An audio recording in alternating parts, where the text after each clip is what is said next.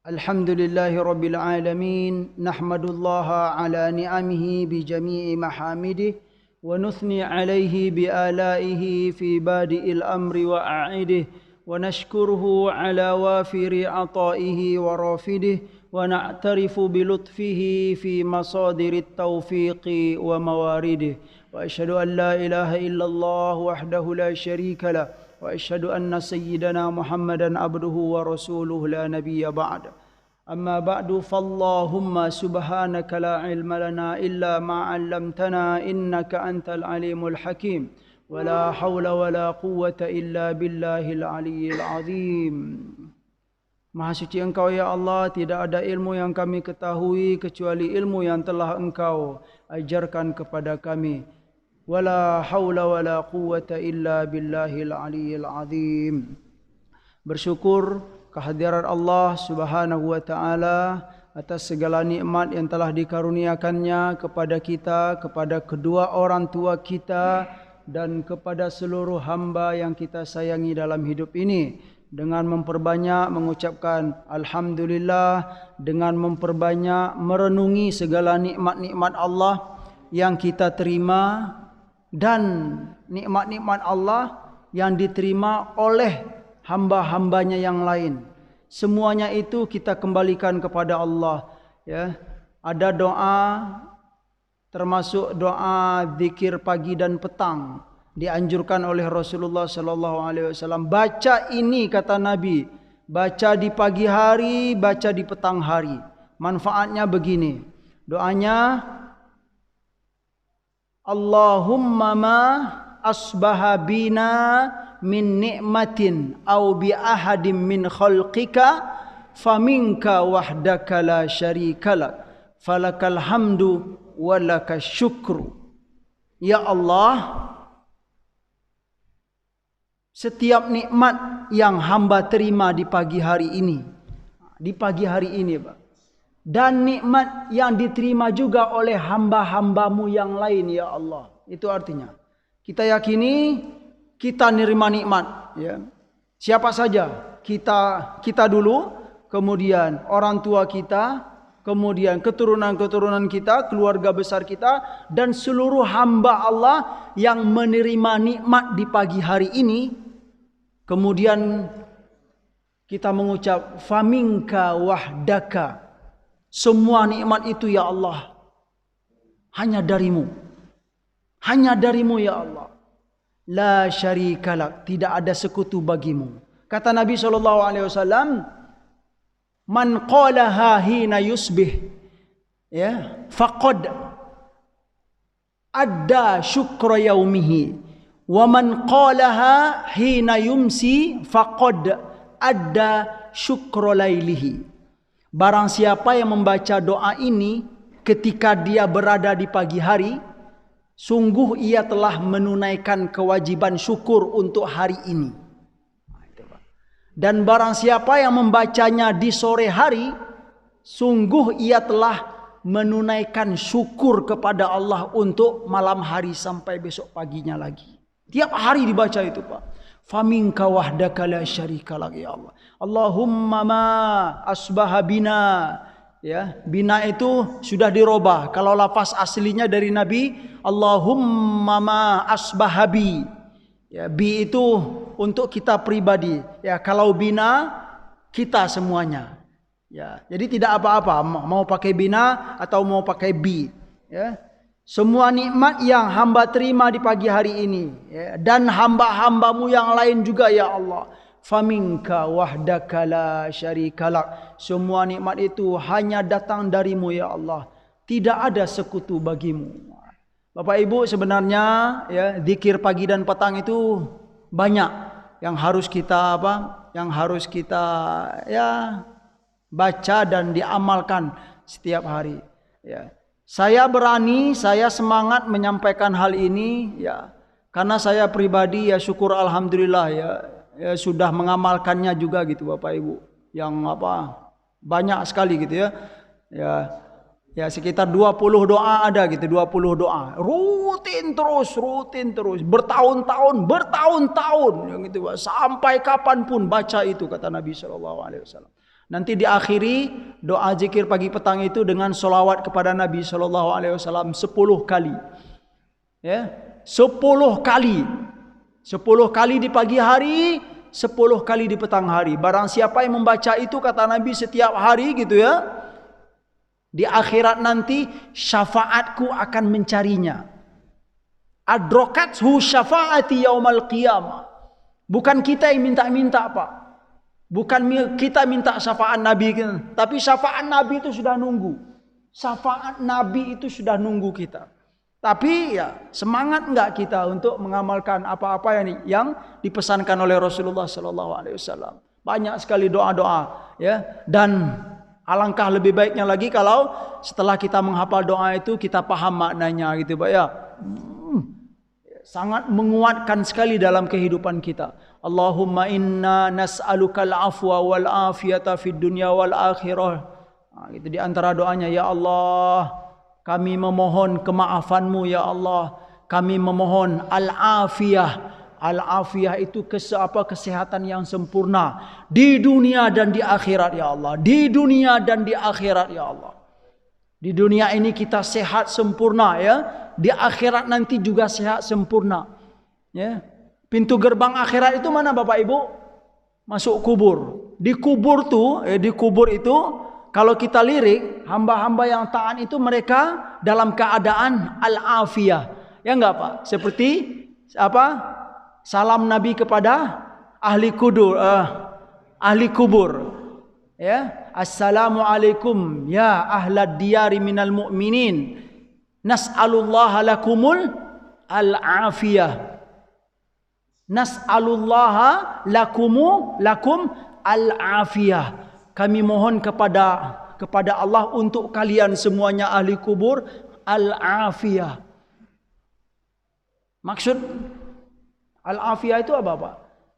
Sehat sempurna, ceria. Ahli kubur itu ceria. Begitu menurut Rasulullah SAW. Jadi keceriaan, kesehatan yang sempurna kita mohon kepada Allah di dunia dan di akhirat. Wah, subhanallah ya. Sangat ya, dari itu mari kita mencoba gitu. Ya, kalau belum punya Bapak Ibu ya, doa zikir pagi ya, di pagi dan petang hari itu kita cari gitu ya, atau kita minta sama guru-guru kita ma'thurat juga ya, ma'thurat ya. Kemudian dikopikan, kemudian dituliskan maknanya. Begitulah, semoga itu bermanfaat bagi kita semuanya. Salawat dan salam semoga selalu disampaikan oleh Allah Subhanahu wa taala kepada baginda Nabi Muhammad sallallahu alaihi wasallam.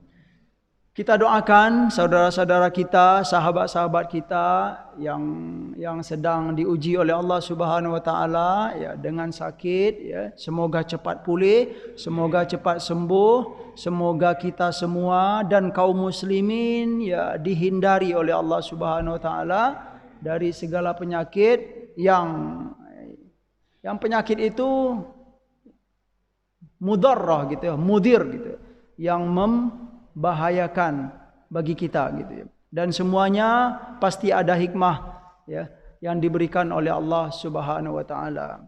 Baiklah Bapak Ibu, sepertinya di masjid ini sudah agak beda penampilan gitu Pak ya. Dulunya ke minggu-minggu yang lalu agak rapat. Nah gitu. Nah sekarang agak jarak-jarak. Bagaimana itu Pak Ustadz gitu kan? Kira-kira bagaimana hukumnya? Sholat kita batalkah atau kurang afdolkah gitu ya? Sebenarnya Bapak Ibu yang dimuliakan oleh Allah Subhanahu wa taala, perkara ini memang sudah dibahas ya oleh para ulama kita, para fuqaha kita, para guru-guru kita dan para seluruh ulama di dunia ini sudah mengkaji itu. Bagaimana pendapat Islam? Itu dia. Bagaimana secara fikih Islami? Bagaimana hukumnya halal haram? Ini sah enggak sholatnya gitu ya? Itu semuanya sudah dikaji oleh para ulama. Nah, setidaknya kita di majelis ini menguatkan bagi kita, betul enggak sikap yang kita lakukan tersebut gitu ya. Sebenarnya konsep dasarnya untuk saf Ya, Rasulullah Shallallahu Alaihi Wasallam memang dalam hadis beliau sangat banyak sekali gitu ya menyampaikan, bahkan penyampaian Rasulullah Shallallahu Alaihi Wasallam itu dalam hadis itu berupa perintah, ya Pak ya, tarasau, ya Pak ya, tarasau, ya,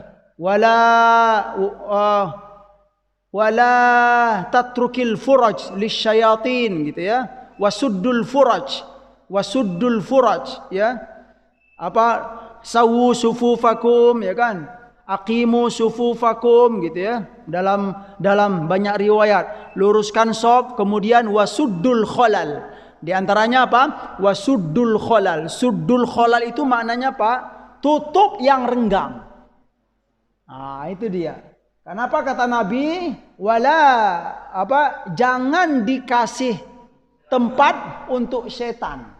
Karena kalau soft renggang-renggang itu, soft yang renggang itu akan diisi setan.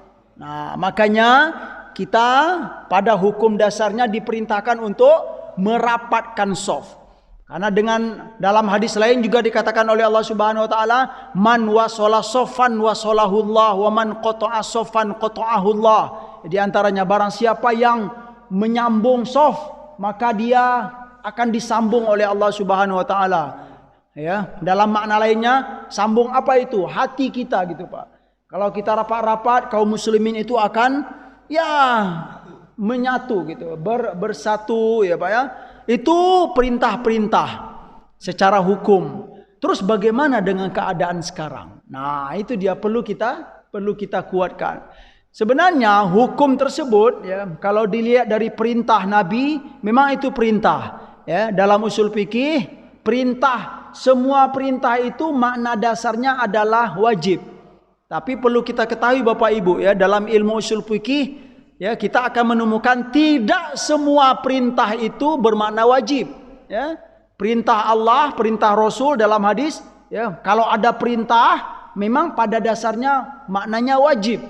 Ya ayyuhalladzina amanu kutiba alaikumusiyam, atau wa aqimus shalah wa atuz zakah. Ya, itu kalimatnya perintah. Aqimus shalah, dirikanlah salat. Nah, dirikanlah itu maknanya wajib. Wa atuz zakah, dan bayarlah zakat. Ya, maknanya wajib. Itu memang makna dasar. Tetapi di sebagian kondisi, di sebagian masalah tidak semuanya wajib. Para ulama perkara tentang shaf ini, rapat shaf ya, itu ternyata kebanyakan para ulama fikih, jumhurul ulama mengatakan rapatnya shaf itu hukumnya sunnah muakkadah. Ya. Ada sebagian ulama yang mengatakan ya, dan itu hanya sebagian yang kecil. Ya, sebagian yang kecil mengatakan wajib hukumnya. Ya, Pak ya. Tetapi jumhurul ulama ya, kebanyakan dari para ulama mengatakan itu hanya sunnah muakkadah. Ya. Terus bagaimana kita? Kalau saya pribadi, saya lebih setuju ya mengatakan itu sunnah muakkadah. Artinya apa? Kalau kita tidak melakukan itu, solat kita enggak batal ya. Insya Allah solat kita diterima oleh Allah Subhanahu wa taala. Ya. Hukumnya saja sunnah muakkadah. Sedangkan dalam hukum Islam, jangankan perkara sunnah muakkadah, ya kan Pak ya. Perkara wajib pun kalau dihadapkan dengan perkara-perkara darurat, perkara-perkara udzur, ya, udzur syar'i, itu wajib ini harus mengalah. Itu dia Pak. Nah, dalam kaedahnya, jangankan perkara sunnah muakkadah, ya. Shaf itu kan sunnah muakkadah kebanyakan para ulama. Tetapi ya, kalau sudah dihadapkan dengan darurat, ya, tentu harus lebih mengalah lagi yang sunnah muakkadah ini. Dari mana kita tahu itu darurat? Contohnya keadaan sekarang gitu ya, keadaan wabah. Dari mana kita tahu itu? Tentu ya kesimpulan ini bukan diambil dengan mudah begitu. Jadi, ini sudah dipelajari oleh para ahli kesehatan ya, kedokteran bagaimana, dan itu disetujui oleh para ulama. Dan kita pun jujur-jujur saja Pak, sekalipun perkara corona ini ada simpang siurnya juga gitu ya, tetapi di balik simpang siur itu ada kenyataannya, itu masalahnya. Iya, al-akhbar al-mutadharibah kalau di bahasa Arabnya. Al-akhbar al-mutadharibah, berita-berita yang masih simpang siur ya. Kata orang simpang siur, tapi di sebagian itu sisi memang ada benarnya. Buktinya apa? Memang ada yang sakit ya. Memang ada yang meninggal, memang ada gitu Pak. Itu masalahnya. Dari itu para ulama kebanyakan memang mengakui bahwa ini memang ada. Ya. Untuk penguat bagi kita, ya, untuk penguat bagi kita. Ya, maksud kami sikap kita ini ya, terutama di masjid kita ini gitu ya. Ya sekalipun di masjid yang lain ya, ada sebagai masjid yang lain sudah biasa saja ya. Saya ceramah di seberang sana Pak, biasa saja Pak. Dibilang nekat juga enggak juga gitu Pak ya. Dibilang berani betul juga memang begitu realitanya. Mau disalahkan, beliau sudah sepakat gitu. Mau ngapain lagi gitu. Udah tawakal ala Allah. Saya jadi imam biasanya Pak. Ya, saya jadi imam, lihat belakang. Wah, rapat sawu supu paku. Memang betul-betul rapat gitu Pak ya. Ya, mau diapain udah tawakal ala Allah, bismillah gitu ya. Allahu akbar gitu. Subhanallah. Bahkan saya ya pernah kemarin itu mau salaman Pak ya. Saya salaman ya karena beliau juga senior tokoh masyarakat gitu kan. Salaman begini. Ah ini apa-apaan nih Ustaz katanya kan, salaman begitu gitu kan. Salam itu ya katanya salam Pancasila ya katanya gitu. Aduh subhanallah ya kita harap maklum ya, mungkin begitu istilahnya pemahaman beliau. Tapi kalau secara jamaah kalau memang sepakat tentu tidak apa-apa kalau memang sepakat. Tapi kalau dan juga nanti kalau ada istilahnya korban atau apa-apa tentu harus diterima gitu Pak. Bapak Ibu yang dimuliakan oleh Allah Subhanahu wa taala, sebagai penguat tentang renggangnya soft ini lagi gitu ya. Jangankan di kita gitu Pak ya, di Masjidil Haram dan Masjid Nabawi ya, sampai sekarang masih renggang Pak. Ya, di Mesir itu Pak, gudangnya para ulama ya, Al-Azhar. Ya, Al-Azhar itu gudangnya para ulama. Ya, Pak, perlu diketahui nih Bapak Ibu, di Mekah, di Madinah itu dosen-dosen yang mengajar itu kebanyakan dari Al-Azhar Mesir ya. Begitu kesimpulan yang mereka pakai ya. Selagi ini masih berlaku gitu ya, masih ada, nyata adanya, kita seharusnya menjaga jarak. Nah, itu dia kesimpulannya. Kemudian kami teringat juga ya, ada kaedah dalam usul fikih, dalam qawaid fiqhiyah juga dipakai gitu ya. Apa bunyinya? Idza daqal amru ittasa wa idza ittasa daqa kama huwa muqarrar. Ya. Suatu perintah, suatu amalan itu kalau sudah menyempit ya Pak ya, dia akan longgar, luas sendiri. Secara secara hukum Islam, secara alami saja ya. Syariat Islam sudah mengajarkan begitu. Sesuatu perkara ya, kalau sudah kelihatan sempit, kalau sudah kelihatan memberatkan, ittasa. Dia akan longgar. Nah, gitu Pak. Dia akan lentur Pak. Itu syariat Islam. Dan kalau sudah lentur kembali, dia akan kembali seperti apa yang diperintahkan oleh Allah semulanya. Nah, contohnya apa? Puasa Ramadan. Puasa Ramadan, kalau bagi orang sakit, ya tentu akan berat Pak ya. Dokol amru alaih gitu ya. Orang yang nggak mampu puasa tentu dia akan sempit untuk berpuasa. Ya, sakit untuk berpuasa, nggak mampu untuk berpuasa. Bagaimana solusi dari syariah? Ittasa. Ya. Ittasa itu ada kelonggaran bagimu. Tapi kalau sudah sembuh, perintah ini kembali lagi ke semulanya.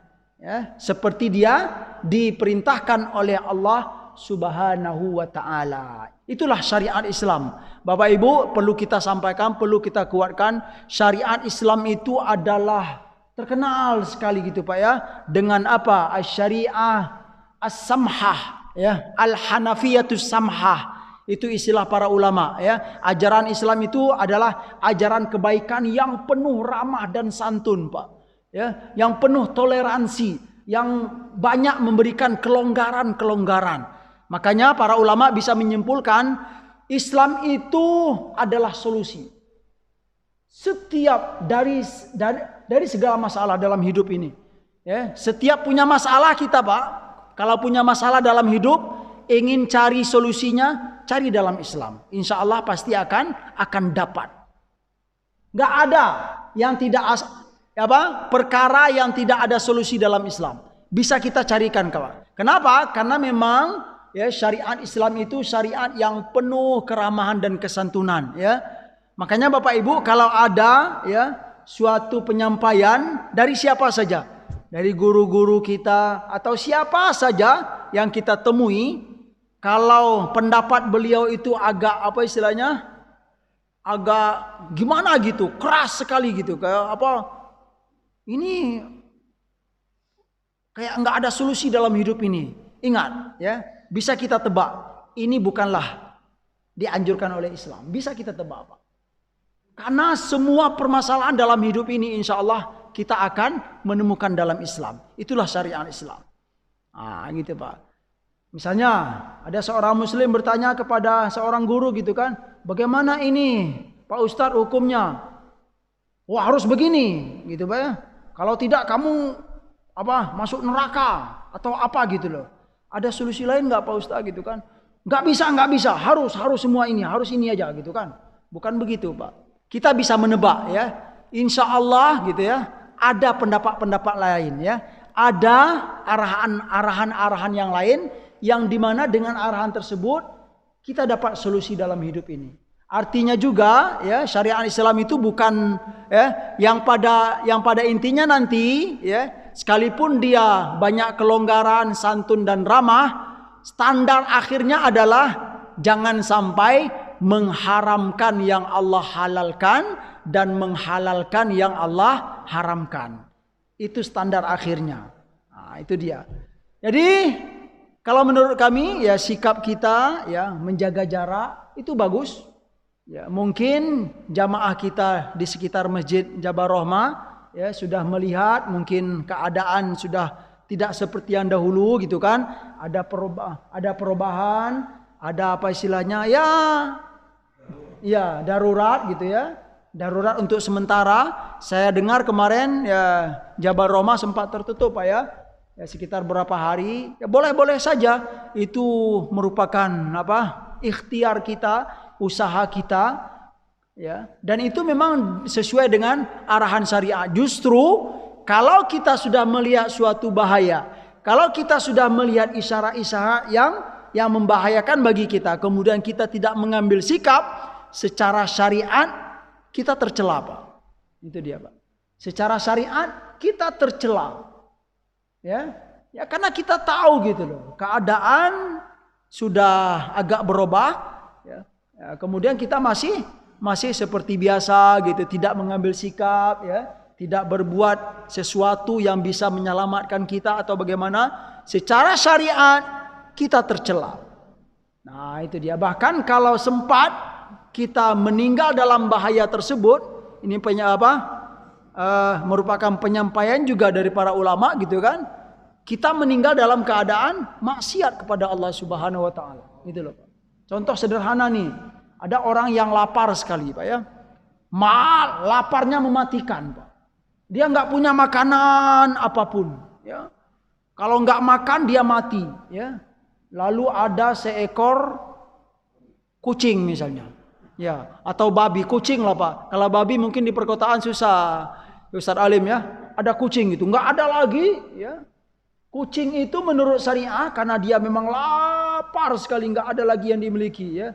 Misalnya lewat kucing ya. Syariat menganjurkan kepada dia lakukan itu, bunuh itu kucing kamu makan untuk menutup rasa lapar kamu itu. Itu perintah syariat, Pak.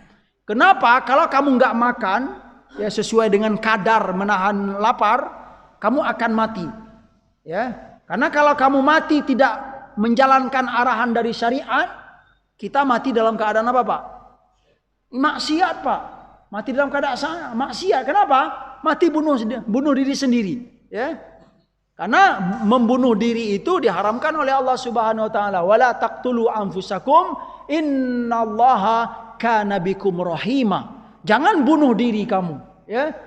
Kenapa? Enggak boleh bunuh diri. Karena Allah kepada kamu itu maha sayang, ya. Allah itu maha pengasih kepada kamu. Lakukanlah semampu kamu untuk apa? Untuk bisa bertahan hidup. Itu contoh sederhana. Dan ini kaidah ini diakui dalam fikih Islami. Gitu mungkin sebagai apa istilahnya, sebagai penguat. Jadi bapak-bapak dan ibu-ibu jangan ragu. Ya, minggu-minggu kemarin kita rapat-rapat, sekarang kok renggang. Mungkin kita ragu misalnya sholat kita nggak sah. Tentu tidak. Itu hanya sebagai apa? Hukumnya sunnah muakkadah. Jangankan sunnah muakkadah, yang wajib pun kalau dihadapkan dengan yang darurat, yang wajib ini harus mengalah. Apalagi perkara sunnah muakkadah. Gitu Bapak Ibu.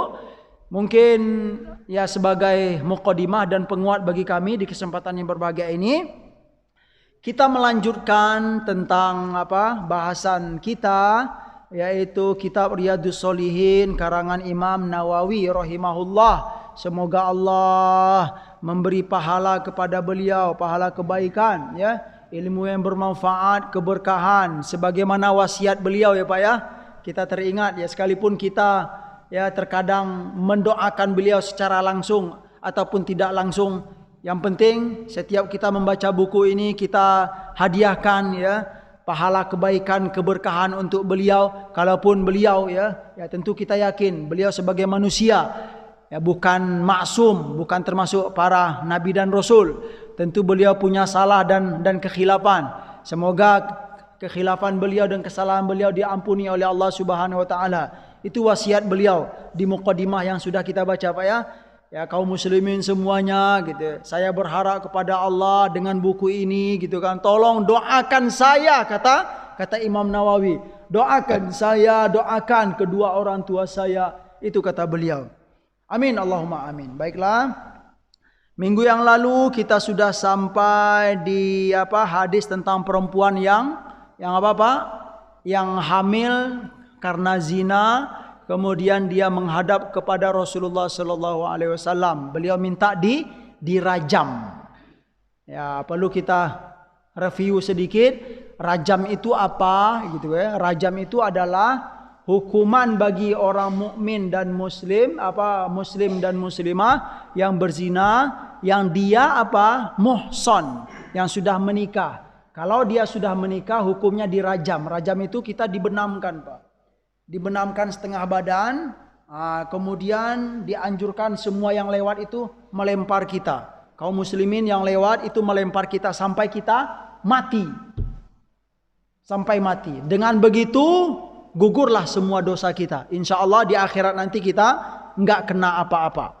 Nah, itu rajam. Bagaimana kalau yang belum menikah? Kalau yang belum menikah itu dijilid. Jilid itu apa bahasanya, Ustaz? Dicambuk, dijerak ya. Dicambuk 100 kali dan nafi atau taghrib dan diasingkan selama 1 tahun gitu Pak ya. Terus bagaimana dengan keadaan di negara kita ya? Hukum bukan seperti itu. Setidaknya kita sebagai kaum muslimin dan muslimah tahu ajaran Islam. Itu yang terpenting ya. Mau bisa diamalkan ataupun mau tidak, ya tentu kita nggak bisa memaksakan. Para ulama juga sepakat Pak, begini Pak. Ya, kita nggak bisa memaksakan sebuah misalnya hukum yang diterapkan di negara di mana kita hidup. Nggak bisa memaksakan. Selagi kita tidak mampu memaksakan, jangan dipaksakan. Ya, karena kalau memaksakan itu akan banyak mudaratnya. Misalnya kita setiap hari nyerang pemerintah terus, apa itu pemerintah itu tidak mengamalkan ini hadis Nabi gitu, apa semua gitu kan. Begini terus bagaimana akan berjalan hidup kita? Nah, terus nanti misalnya kita ditangkap misalnya, ya. Ini karena kamu melanggar dengan hukum sini kita ditangkap. Terus kalau kita ditangkap bagaimana dengan anak-anak kita, sekolah anak kita? Kan rusak semua jadinya Pak. Ya Pak ya. Nah, jadi para ulama menyampaikan jika kita memang tidak mampu ya atau belum mampu untuk merubah sebuah sistem negara, jangan dipaksakan, jalani saja. Yang penting kita tahu ya, tahu hukum yang telah diajarkan oleh Allah dan Rasulnya. Begitu juga ya mungkin perlu kami sampaikan juga ini Pak ya, tentang apa misalnya khilafah ya zaman sekarang ya. Ajaran khilafah itu memang ada ya. Cuman bagaimana dengan keadaan negara kita gitu kan? Perlukah kita memaksakan gitu kan? Robah semuanya ini dengan khilafah. Kalau mampu silakan, tapi kalau belum mampu bagaimana? Jalan yang ada saja gitu Pak ya. Ya karena kalau kita maksa terus kita tidak mampu, ya semuanya akan Akan gitu loh. Kaku semua. Jadi kehidupan ini enggak berjalan, ya. Banyak mudaratnya daripada maslahatnya. Itu yang perlu kita sampaikan. Terus bagaimana dengan istilahnya kaum muslimin gitu kan? Apakah dengan tidak adanya khilafah misalnya gitu kan, semua ibadah kita ini rusak gitu kan, nggak afdol atau bagaimana gitu ya. Tentu kami perlu sampaikan gitu, para ulama menyampaikan jika memang kita tidak mampu atau belum mampu, jangan ya, sebaiknya jangan dipaksakan. Begitu juga tentang Bapak Ibu, tentang sistem riba. Ya kan? Setidaknya kaum muslimin muslimah tahu bahwa riba itu memang ada ya konsepnya dalam Al-Qur'an dan hadis Nabi. Tapi untuk prakteknya ya kalau memang kita mampu untuk merubah sistem BI misalnya kan. BI itu kan dia kita akan mengacu kepada Bank Dunia. Itu dia. Selagi kita belum mampu untuk merubah sistem itu, ya tentu kita harus berjalan apa yang ada gitu loh. Memang kita menginginkan semuanya syariah 100%, tapi kalau memang belum mampu ya tentu ya para ulama menyampaikan jangan dipaksakan. Nah, untuk perkara ini para ulama ya saya teringat itu Profesor Dr. Ali Salus, orang Mesir Pak. Beliau orang Mesir tetapi lama di Qatar. Beliau ini dipakai di Qatar dan di banyak negara-negara muslim. Beliau termasuk pakar ekonomi dan keuangan syariah. Backgroundnya adalah fikih dan usul fikih. Beliau pernah menyampaikan ya, kami pada waktu itu ikut training beliau selama seminggu ya. Setelah training itu dikasih kitab beliau setebal ini gitu kan, hadiah setiap peserta. Beliau pernah menyampaikan untuk perkara riba gitu ya. Ya, yang menarik itu saya gitu kan. Ini perlu kita seorang muslim dan muslimah dia boleh mengatakan begini, saya mampu untuk memaksakan diri saya untuk meninggalkan riba, tapi saya tidak mampu untuk memaksakan negara untuk meninggalkan riba. Artinya apa? Ya kalau kita mampu untuk pribadi, syukur alhamdulillah. Tapi kalau untuk merubah sebuah sistem negara, kalau kamu tidak mampu, jangan dipaksakan. Nah, itu dia Bapak Ibu. Perkara rajam ini tadi juga begitu. Ya, yang penting kita tahu bahwa ajarannya ada. Selanjutnya Bapak Ibu yang dimuliakan oleh Allah Subhanahu wa taala, dari kisahnya tadi bahwa hukum hudud untuk zina itu ya belum dilakukan. Zina hamil karena zina itu belum diterapkan oleh Rasulullah SAW sampai kapan? Sampai dia melahirkan. Nah, gitu dia. Kemudian kalau itu rajam, maka tunggu dulu melahirkan. Kalau hukumnya cambuk ya, fa in kana hadduha al-jild fa hatta tathura min nifasiha.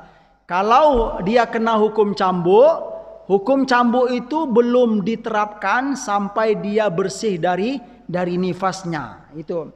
Wa in kana rajam, ya. Dan kalau rajam, wa in kana rajam fa hatta yastaghnil walad anha walau bila bani ghairiha.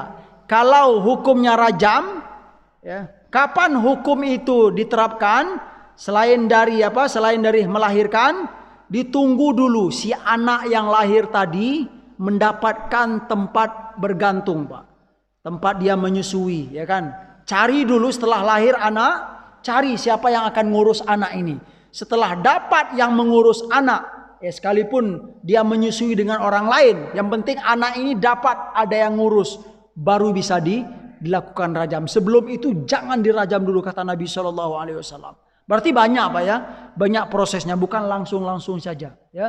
Banyak yang perlu diperhatikan. Itu dalam syariat Islam. Baiklah, hadis yang baru yang ingin kita sampaikan yaitu wa an ibni Abbas radhiyallahu anhuma anna Rasulullah sallallahu alaihi wasallam qala, dari Ibnu Abbas radhiyallahu anhuma bahwa Rasulullah sallallahu alaihi wasallam bersabda, "Lau anna libni Adam wadiyan min dahabin ahabba ayyakuna lahu wadiyani." Ya, walai yamla fahu illa at-turab wa yatubullahu ala man tab, muttafaqun alaih. Rasulullah sallallahu alaihi wasallam bersabda, seandainya, ya, anak Adam itu punya satu lembah dari emas. Nah, ini, Pak, punya emas satu lembah, Pak. Bukan satu keping, bukan 1 kilo, satu lembah gede itu isinya emas, milik seorang hamba Allah. Apa kata Nabi? Biasanya hamba ini menginginkan 2 lembah emas itu, Pak. Gak cukup, itu artinya. Ya. Walai yamla afahu illa at-turab, ya. Tidak akan puas, tidak akan penuh mulutnya itu kecuali dengan tanah, ya. Wa yatubullah ala man tab, dan Allah akan menerima taubat hamba-hambanya yang bertaubat. Maksudnya lughatul hadis.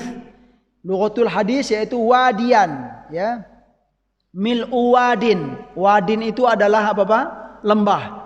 Mil'ul wadin, ya, sepenuh lembah, ya, isinya emas, ya. Itu yang disampaikan oleh Rasulullah sallallahu alaihi wasallam, la yamla ajaufahu, ya. Kerongkongan seorang hamba itu tidak akan penuh, tidak akan puas dengan harta yang ia miliki kecuali apa?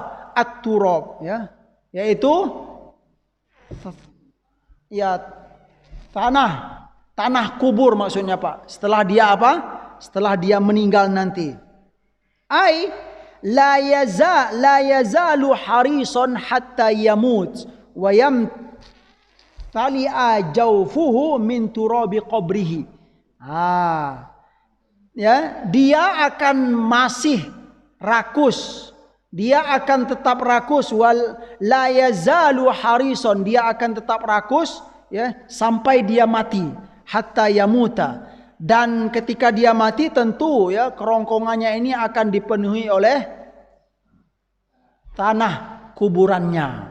Ya. Ini gambaran dari Rasulullah SAW bagaimana seorang hamba kalau diberi harta banyak oleh Allah Subhanahu Wa Taala, dia nggak akan puas-puas, dia akan minta lagi. Dia diberi 1 lembah emas, ya, dia akan menginginkan 2 lembah emas, gitu, ya.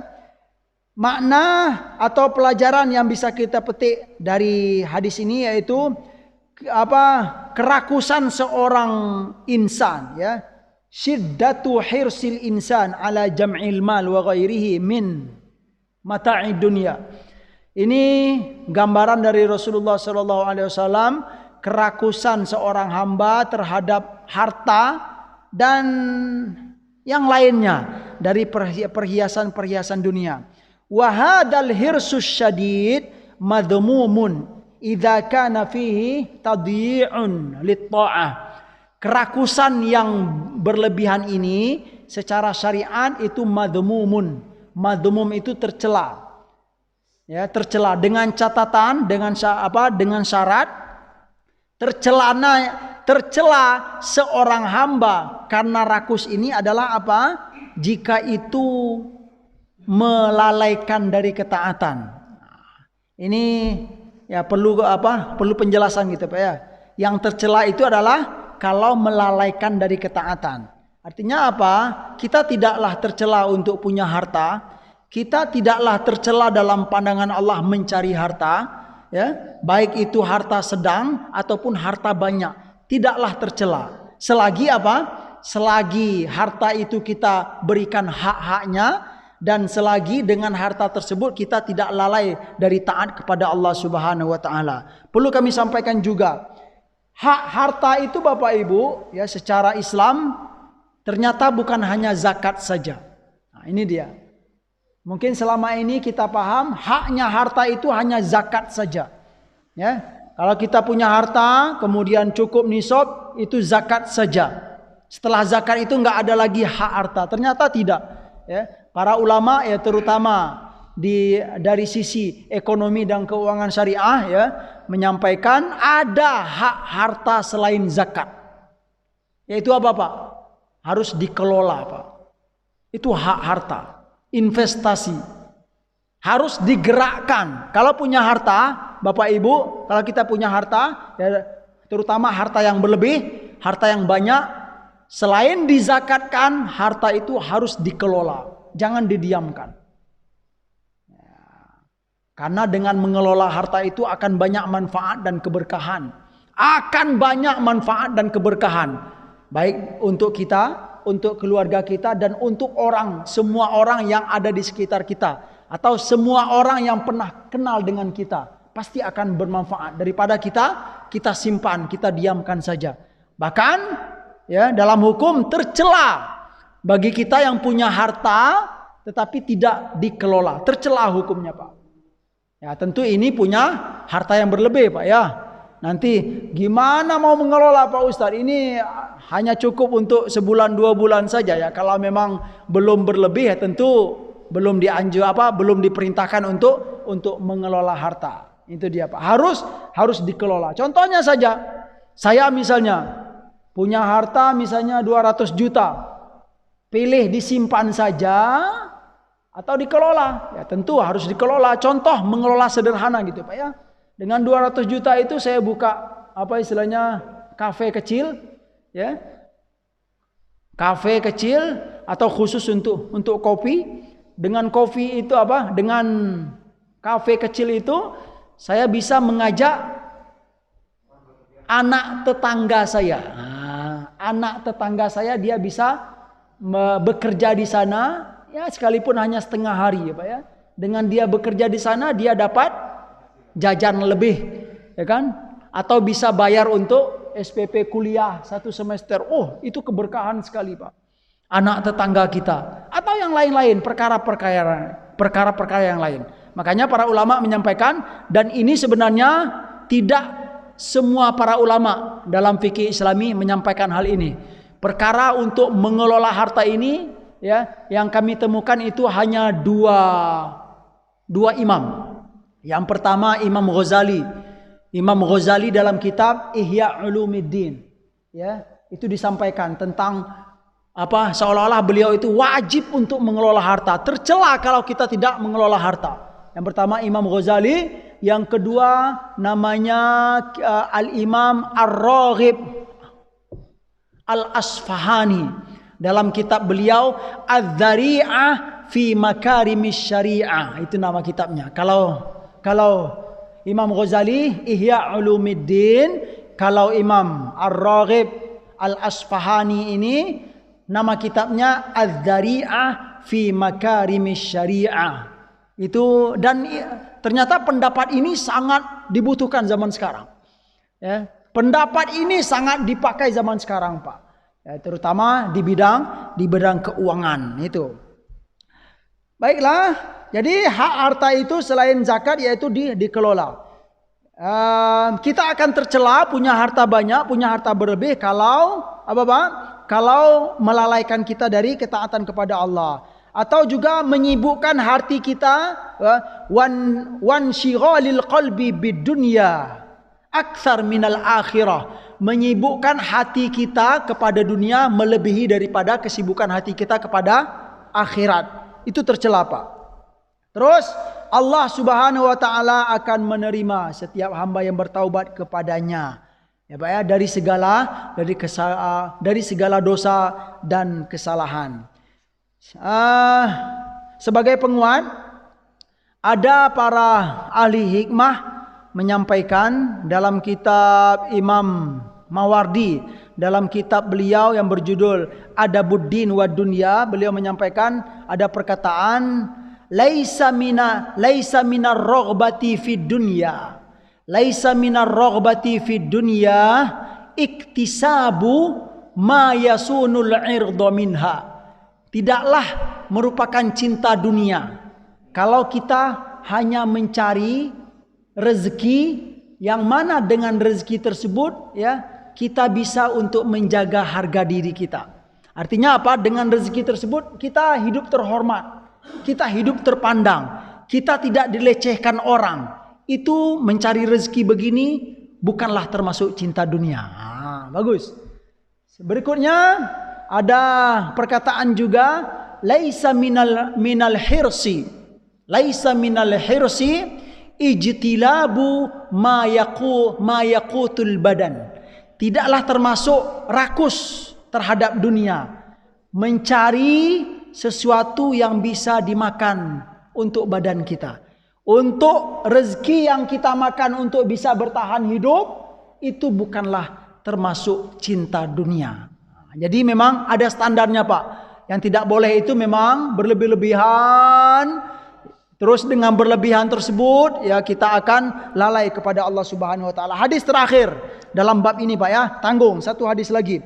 Wa an Abi Hurairah radhiyallahu anhu anna Rasulullah sallallahu alaihi wasallam qala yadhaqullahu ila rajulaini yaqtulu ahaduhuma al-akhar yadkhulanil jannah yuqatilu hada fi sabilillahi fayuqtal thumma yatubullahu 'alal qatil fayuslim fayustashhad.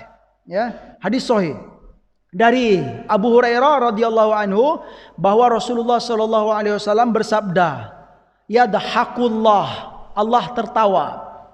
Allah tertawa Pak. Ya, ila rajulaini, terhadap dua orang laki-laki, dua orang hamba yang membunuh satu sama lain.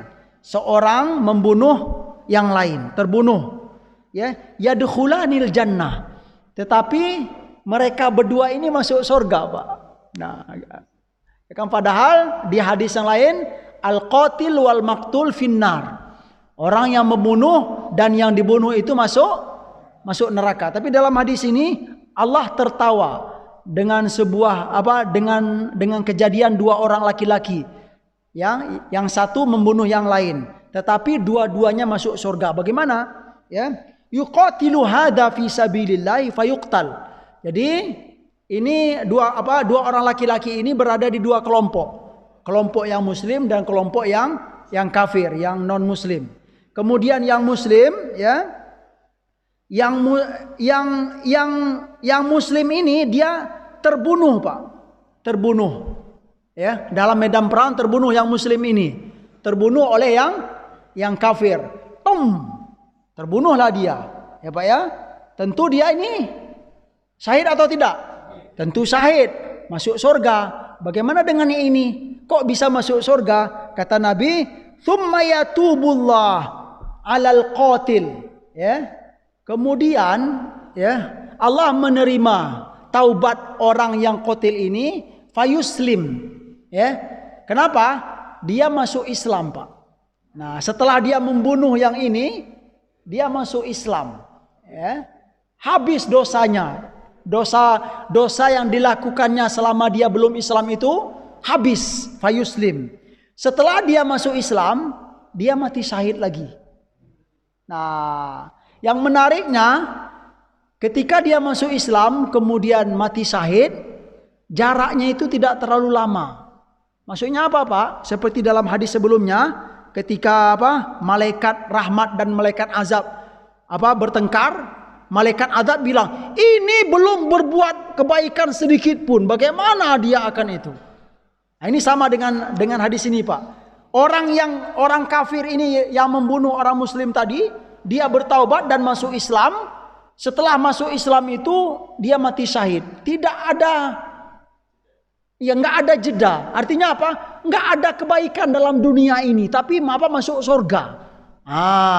Ini yang membuat Allah tertawa, Pak. Ya, tentu makna tertawa di sini wallahu alam, ya. Allah lebih tahu, tetapi waqila, para ulama menyampaikan kenapa Allah tertawa tersebut, waqila, dan dikatakan al muradu bid-dhahk bin nisbati lillahi ta'ala huna mahabbatullah li fi'lihima, ya. Allah tertawa itu karena cintanya Allah kepada dua orang hamba ini, dan Allah ridho kepada mereka berdua. Allah memang begitulah mencintai seorang hamba. Yang penting setiap kita itu punya niat baik, ya Pak, ya. Kalaupun punya kesalahan dan dosa, kembalilah kepada Allah Subhanahu wa taala. Ya, dengan segera untuk kembali kepada Allah, insya Allah sebanyak apapun dosa kita, sebesar apapun dosa kita, insya Allah akan diterima oleh Allah Subhanahu wa taala dan dihapuskan oleh Allah Subhanahu wa taala. Itu jadi poin yang penting, yang pertama wajib bertaubat sekalipun dosa itu besar apapun. Kemudian kita dilarang untuk berputus asa dari rahmat Allah, ya. Wa adamul ya'si min rahmatillah. Yang ketiga, poin yang ketiga, al-islamu yamhu ma qablahu min jarimatil kufur. Islam itu, kalau ada seorang hamba yang masuk Islam, semua dosa keburukan dia sebelum masuk Islam itu bersih semua, Pak. Itu dia, Pak. Misalnya ada hamba yang baru masuk Islam umur 70 tahun, ya. Umur 70 tahun, ya, baru masuk 71 beliau meninggal. Apapun keburukan yang dilakukannya selama 70 tahun itu, karena masuk Islam itu bersih semuanya, Pak. Dan taubat tamhu ma qablaha minal atham. Kalau taubat itu akan menghapuskan segala kesalahan dan dosa kita yang telah kita lakukan. Itu inti dari hadis ini. Semoga bermanfaat bagi kami yang menyampaikan dan buat kita semua yang mendengarkan. Terima kasih. Subhanakallahumma wa bihamdika asyhadu an la ilaha illa anta astaghfiruka wa atubu ilaik. Wa sallallahu ala nabiyyina Muhammad wa ala alihi washabihi wasallam walhamdulillahi rabbil alamin. Alhamdulillahirabbil alamin. Bapak-bapak, masih ada waktu sekitar 15 menit, silakan kalau ada yang bertanya. Jadi ada, silakan Bapak. Waalaikumsalam warahmatullahi.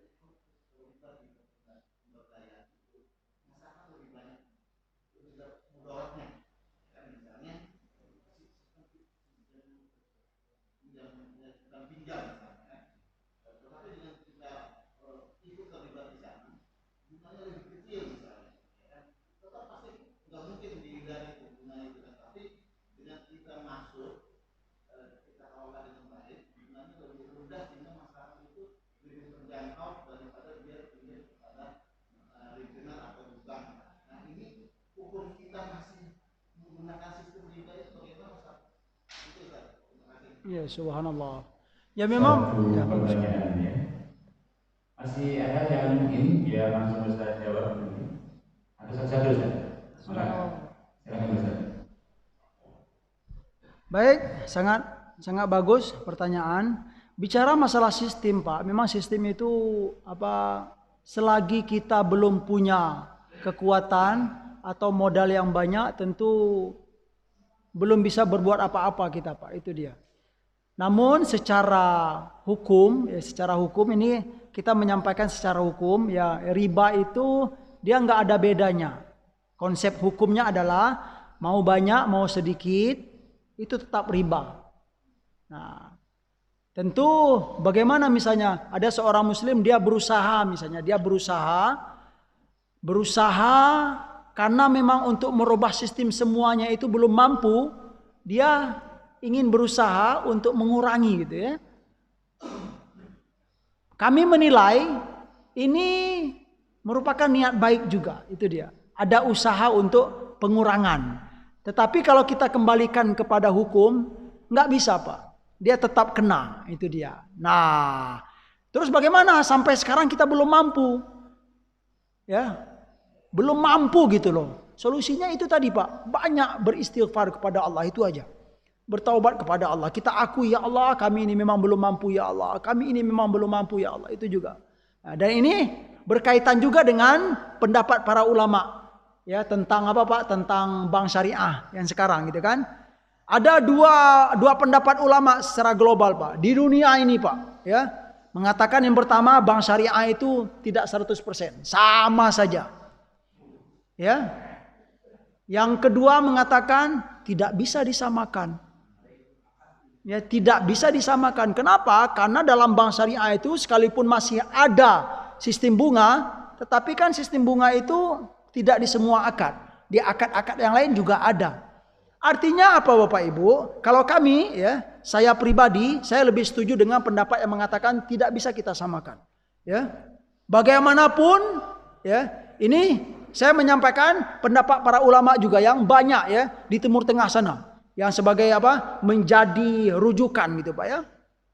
Bagaimanapun ya, para ulama banyak setuju ya. Sistem apa istilahnya perbankan syariah sekalipun dia belum 100%, tetapi kita harus mengakui itu adalah prestasi bagi kaum muslimin.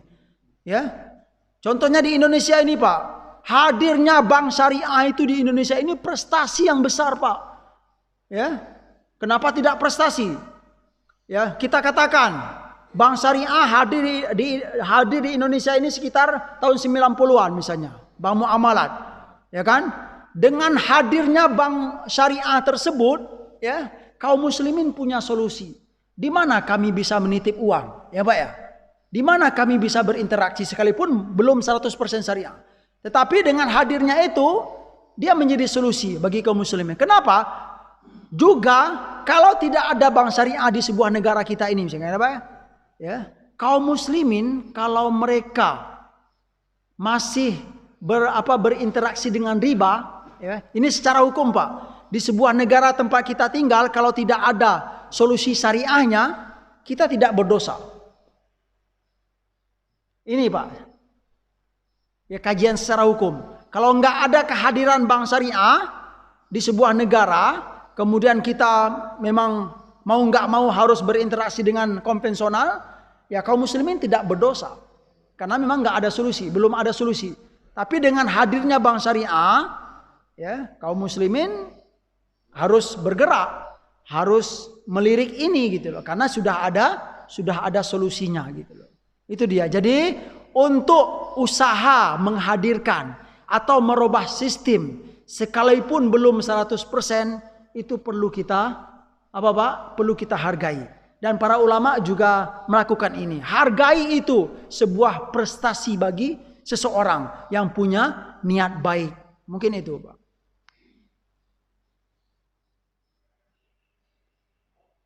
Cukup Ustaz, Bapak ya. Cukup. Baik. Masih ada pertanyaan? Satu lagi, ada kesempatan satu lagi. Pak Haji Akmal pakai mic Pak. Assalamualaikum warahmatullahi wabarakatuh. Waalaikumsalam warahmatullahi wabarakatuh. Pak Ustaz, dalam kondisi seperti ini ya corona terus sikap kaum muslimin atau jamaah di masjid itu kan hampir selalu menimbulkan fitnah. Dalam arti bahwa ada ketidakpuasan mengenai suatu keputusan. Ya, subhanallah. ya, antara lain antara pengurus dan jamaah itu dalam manajemen masjid itu tidak konsen, tidak selaras.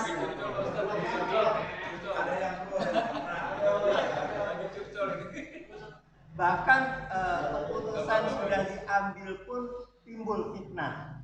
Ini kan sebetulnya masjid katanya bukan sumber wabah. Jangan sampai mengambil keputusan diistirahatkan selama 3 atau 4 hari. Ya, benar. Itu satu. Kemudian jamaah kita ini kalau sholat, padahal dalam keadaan sholat dia selalu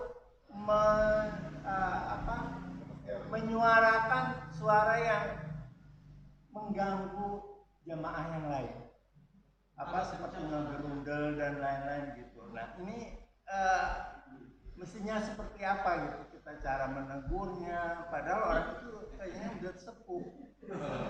Ini kan agak mengganggu kehusuan kita dalam sholat. Sementara imam nggak baca apa-apa, dia gitu. Nah Baik. ini tolong Pak Ustadz dalam kesempatan ini mencerdaskan jamaah kita gimana caranya. Baik, Masya Allah. Silakan Pak Ustaz, pertanyaan yang bagus sekali. Terima kasih Pak. Baik. Baik, Masya Allah.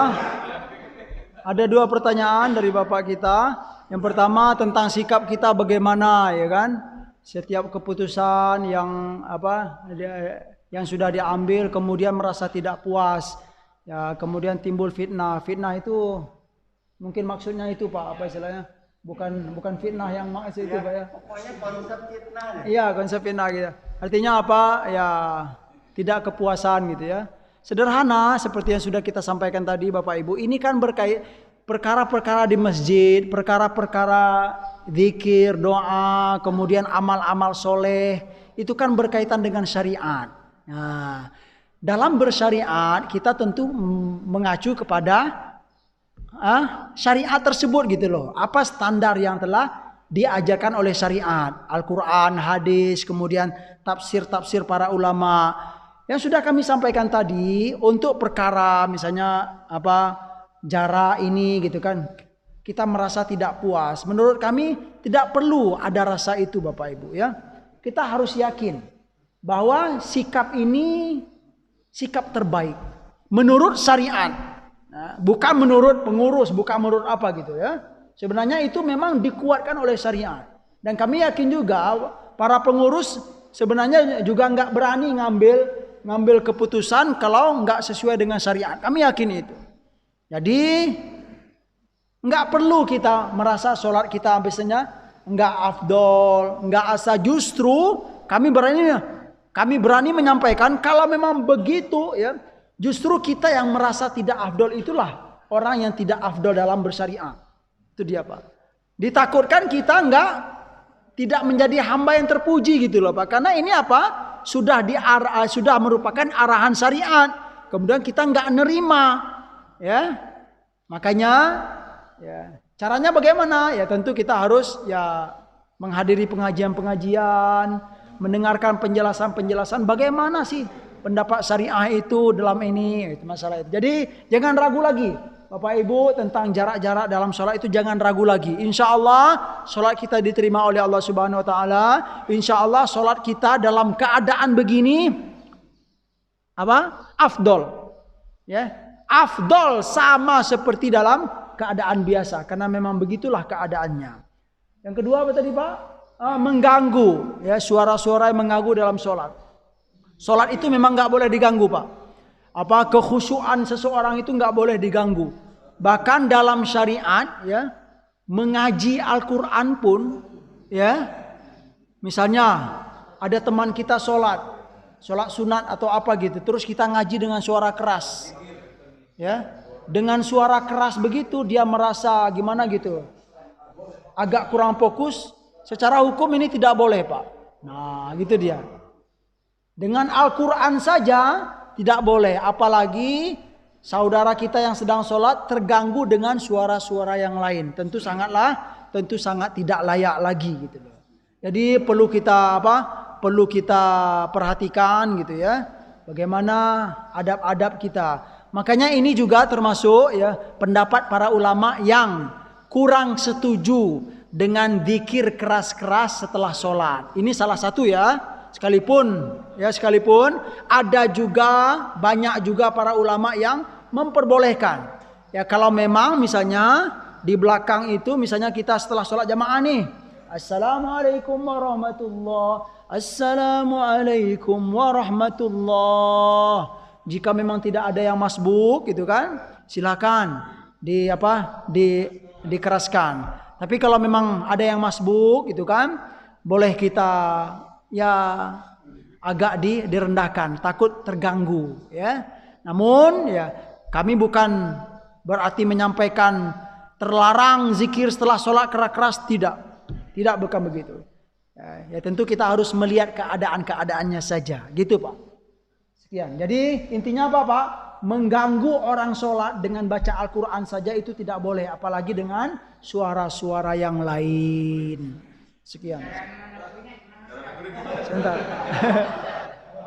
Ustaz. Ya Ustaz. Ini ada satu kejadian. Dia sholat mengeraskan sehingga mengganggu juga orang kaget semuanya. Padahal di dalam surat Al-Isra ayat 200 wala tajhar sabila ya. Jangan kau keraskan dan juga jangan diam. Tapi sedang. Ini malah keraskan. Bagaimana sholatnya itu? Dengan tujuan untuk memberikan satu hal misalnya kepada yang itu diam. Sehingga itu mengganggu juga. Itu sungguh luar biasa. Saya kira sholatnya juga sah. Nah ini maksud saya begini. Ini ada ini.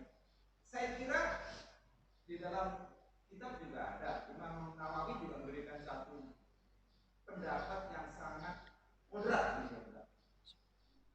Artinya zikir jahar pun juga itu diberikan kesempatan kepada mereka. Bahkan dia mengatakan bahwa itu lebih banyak manfaatnya. Nah ini maksud saya begini, ada yang seperti itu.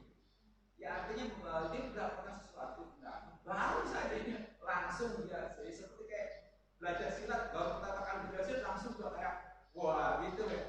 Ya artinya bagaimana ya? Perlu adanya satu yang wise gitu ya, yang bijaksana yang baik. Dalam arti jangan seperti itulah. Nah, menurut saya jadi sesuai dengan ayat tadi menurut saya harus dilihat. Orang mau sholat itu kan sebenarnya tujuannya itu untuk berpikir. Ini malah gitu. Bahkan menurut saya ada juga yang kemudian mereka melakukannya itu banyak makruhnya yang dilakukan, saya banyak gerak, banyak membunyikan buku tangan, kotak sedikit itu juga saya kira justru malah maksud saya jangan seperti itu lah. Kita ini sama-sama gitu ya. Artinya perlu adanya satu pendapat yang memang betul-betul wise gitu ya. Jangan tiba-tiba langsung. Menurut saya ya perlu kembali lah belajar untuk lebih mendalam. Itu. Karena kitab ini banyak, ulama itu banyak, pendapat juga banyak. Al-fiqhu al-fahmu, sehingga fikih itu pemahaman, maka suatu keniscayaan terjadi perbedaan. Maka di sini adalah tasawuf. Tadi sebetulnya asy-syari'ah itu tasawuf. Masya Allah. Ya, apa yang disampaikan Ustaz Halim tadi memang betul ya. Wa bataghi fi ma baina dzalika sabila ya. Memang kita tidak boleh tidak dianjurkan untuk keras-keras betul ya atau diam-diam saja gitu. Memang wa bataghi ma baina dzalika sabila itu apa Pak? Maknanya sederhana. Nah, tapi poin yang terakhir yang sangat penting juga, dengan berjalan waktu Bapak Ibu, memang kita itu memang sangat dianjurkan banyak-banyak belajar lagi, itu dia. Dengan banyak-banyak belajar, dengan banyak-banyak menuntut ilmu, insya Allah ya keramahan dan kesantunan atau kebijaksanaan itu akan diberikan oleh Allah kepada kita dalam memutuskan sebuah perkara, itu dia. Ini ya cocok, ya ini kurang cocok, ya ini ada, ini tidak ada. Perlu banyak pertimbangan-pertimbangan. Tapi yang jelas, ya, yang perlu kami kuatkan juga, setiap ada perbedaan gitu ya, setiap ada perselisihan gitu, baik itu pendapat ataupun sikap, kita harus menjaga. Itu dia, al-ukhuwah Islamiyah itu penting, gitu kan? Bahkan kata Nabi, wa kunu ibadallahi ikhwana. Ini perintah wajib, Pak. Jangan sampai dengan beda-beda pendapat, ya, kita nggak berteman lagi, kita tidak bersaudara lagi, kita tidak bersahabat lagi. Itu yang perlu dijaga, ya. Seperti kata Ustaz Alim tadi, perbedaan itu sebuah keniscayaan, memang keniscayaan, ya Pak, ya. Apalagi dalam fikih, Pak. Makanya kita bisa simpulkan, kalau bicara fikih, bicara hukum Islam, bicara fikih, jangan berharap untuk menemukan satu pendapat. Itu dia, Pak. Jangan harap untuk menemukan satu pendapat. Itu dia. Itu kesimpulan. Banyak, ya, ada beda. Tapi ingat, dari sekian banyak pendapat, ya, para ulama yang alim, yang soleh itu, banyak pun pendapatnya, bisa kita pastikan semua pendapat itu tidak keluar dari ketaatan kepada Allah. Itu hebatnya, Pak. Nah, kenapa mereka beda-beda pendapat itu? Karena memang pemahamannya beda-beda. Kemampuan diberikan oleh Allah itu beda-beda. Dan itu diperbolehkan. Selagi apa, Pak? Tidak maksiat kepada Allah. Dan para ulama kita dalam fikih itu bisa kita pastikan, sekalipun banyak beda pendapat, semuanya tidak maksiat kepada Allah Subhanahu wa taala. Itu dia, Pak. Ya, semoga kita semakin semangat belajar. Kami pribadi, ya, ingin menyampaikan, senang sekali sebenarnya untuk apa? Hadir dengan kemudian mendengarkan apa? Pertanyaan-pertanyaan. Sebenarnya sebagai apa ya? Pembelajaran bagi kami, gitu kan. Tahu, oh begini. Mungkin selama ini saya mungkin kerjanya belajar aja gitu, Pak, ya. Baca buku terus. Jadi dengan dengan mendengarkan pertanyaan-pertanyaan, keadaan-keadaan yang ada, tentu kami akan lebih semangat lagi untuk belajar dan menggali ilmu. Itulah, semoga kita dikaruniakan oleh Allah Subhanahu wa taala ilmu yang bermanfaat dan berkah. Amin Allahumma amin. Sekian. Terima kasih, Ustaz. Ya, kita memberikan, menghadirkan pengajian ini untuk seperti ini, kita interaktif, berdiskusi, mencari solusi. Saya kira itu yang terbaik bagi kita semuanya. Makanya kita harus selalu menghidupkan majelis-majelis paling ta'lim ini. Karena itu sunnatullah. Karena ini memang yang harus kita lakukan, sehingga solusi-solusi yang ada bisa kita pecahkan secara bersama-sama. Untuk itu mari Bapak-bapak semua, kita harus memperbanyak knowledge kita, ilmu kita di dalam hal untuk modal kita. Modal kita kapan? Modal kita nanti. Modal kita akhir, modal akhirat kita. Mudah-mudahan kita selalu Allah lindungi, selalu Allah rahmati semuanya. Demikian Bapak-bapak semuanya. Mari kita akhiri dengan doa kafaratul masjid. Kemudian kita akan syarat syuruk dan makan bersama. Mari, subhanakallahumma bihamdik, asyhadu an la ilaha illa anta, astaghfiruka wa atubu ilaik. Wassalamualaikum warahmatullahi wabarakatuh.